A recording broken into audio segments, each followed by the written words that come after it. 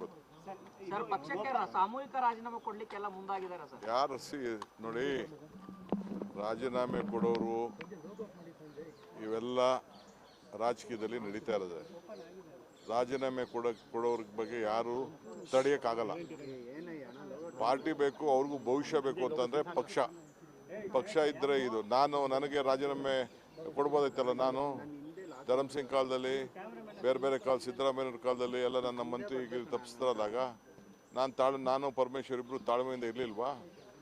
ನೆನ್ನೆ ಯಾರು ಹೇಳಿಲ್ವಾ? ನಾನು ವೀರೇಂದ್ರ ಪಾಟೀಲ್ ಕಾಲದಲ್ಲಿ ಬಂಗಾರಪ್ಪನವ್ರಿಗೆ ಕೊಟ್ಟಿರಲಿಲ್ಲ, ಖರ್ಗೆ ಸಾಹೇಬ್ರಿಗೆ ಕೊಟ್ಟಿರಲಿಲ್ಲ, ಧರ್ಮಸಿಂಗ್ಗೆ ಕೊಟ್ಟಿರಲಿಲ್ಲ. ಅವರೆಲ್ಲ ಚೀಫ್ ಮಿನಿಸ್ಟರ್ಗಳಾಗಲಿಲ್ವಾ? ಇವೆಲ್ಲ ಪೇಷನ್ಸಿಂದ ಈ ಸಂದರ್ಭದಲ್ಲಿ ಇರಬೇಕಾಗ್ತದೆ.